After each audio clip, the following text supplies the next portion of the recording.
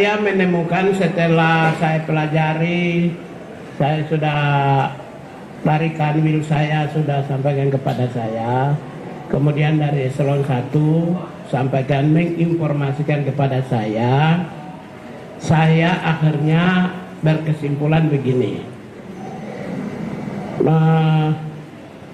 Pendidikan ini, pendidikan yang dicanangkan oleh Gubernur Jawa Barat ini, orientasinya adalah peningkatan kualitas sumber daya manusia. Kualitasnya apa? Satu, knowledge, pengetahuan. Yang kedua, peningkatan keterampilan. Yang ketiga adalah peningkatan mental, kualitas mental, produktivitas, disiplin, tanggung jawab. Kalau variabel-variabel ini seirama, senasib, sejiwa dengan hak asasi manusia, ya, berarti nggak ada dong, tidak masuk ke wilayah-wilayah yang bertentangan dengan hak asasi manusia.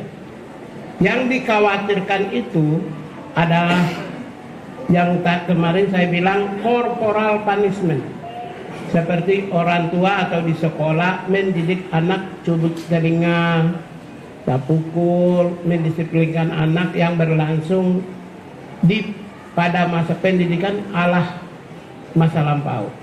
Itu yang kita khawatir. Setelah kami cek ternyata tidak corporal punishment. Jadi ini tidak bertentangan sedikit pun.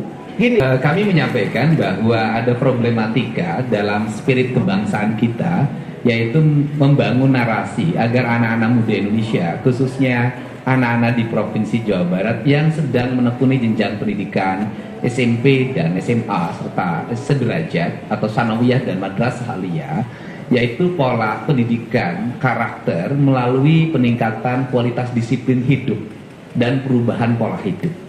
Nah, prinsip perubahan pola hidup itu apa sih yang terjadi? Yang terjadi pada anak-anak di Jawa Barat itu pola hidupnya adalah mereka rata-rata tidurnya jam 4 pagi. Karena waktunya dihabiskan untuk main game online. Kemudian berdampak pada mereka tidak bersekolah.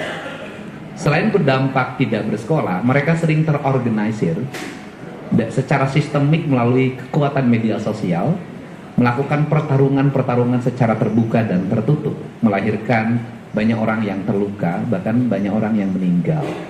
Kemudian yang berikutnya adalah beredarnya obat-obat yang tidak layak dikonsumsi dari sisi kesehatan, yang dijual secara terbuka sebenarnya, berharga di bawah Rp10.000 dengan 3 butir, istilahnya eksimer dan sejenisnya, serta minuman-minuman yang beredar secara luas yang bisa diakses oleh anak-anak SMP. Nah, ini adalah problem yang harus segera diselesaikan. Nah, problem itu ternyata tidak bisa diselesaikan di internal sekolah melalui pendekatan bimbingan konseling. Dan problem itu juga tidak bisa diselesaikan di internal keluarga oleh ayah dan ibunya. Nah, karena problem ini tidak bisa diselesaikan di sekolah dan di keluarga, serta tidak semua problem itu bisa ditangani lewat peradilan anak, maka harus ada upaya jangka pendek yang bisa dilakukan melalui pola pendidikan disiplin siswa. Dalam kaidah bahasa saya adalah pendidikan bela negara dengan penguatan pendidikan berkarakter. Maka kami menggandeng lembaga TNI, karena TNI memiliki pengalaman dalam melakukan pola pendidikan baik untuk kalangan militer maupun kalangan sipil. Di kalangan sipil dikenal namanya prajabatan. Di kalangan sipil hari ini untuk masuk industri banyak yang dilatih di Dodik Pangkodam 3 Siliwangi Lembang untuk membangun kebugaran. Nah, metodologi pendidikannya yang kami sampaikan tadi ke Pak Menteri adalah, yang pertama adalah pembangunan kualitas disiplin. 1, melepas HP. 2, melepas tradisi bermotor. 3, melepas minuman keras. 4, melepas obat-obatan terlarang.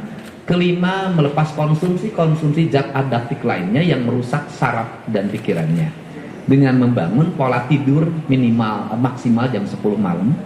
Kemudian mereka bangun jam 4 pagi, mereka mandi, salat subuh bagi yang beragama Islam, membereskan ruang tempat tidurnya, masuk ke masjid dan kemudian mendapat bimbingan rohani dari kiai yang menjadi bimbingan konselingnya. Setelah itu mereka sarapan pagi, setelah sarapan pagi mereka berolahraga, setelah mereka berolahraga mereka langsung mengikuti ruang kelas pembelajaran sebagaimana dia didapatkan di sekolah. Kami mendatangkan guru dari berbagai tempat dan kemudian setelah itu mereka salat duhur, kemudian istirahat. Setelah istirahat mereka mengikuti program minat dan bakat melalui pendekatan olahraga. Dan kemudian maghrib dia masuk masjid lagi, belajar ngaji lagi, kemudian sampai isya, dan kemudian nanti mereka makan malam dan kembali ke tempat mereka tidur untuk tidur malam. Jadi model itu yang kami kembangkan dan kami tadi konsultasikan bahwa tidak ada pelanggaran-pelanggaran yang dilakukan terhadap hak-hak anak sendiri. Nah, kalau bicara orang banyak memperdebatkan persoalan apakah mereka, bagaimana mereka belajarnya, pertama justru dengan barak ini mereka jadi belajar. Mereka jadi ada gurunya. Kenapa? Karena selama ini mereka bolos.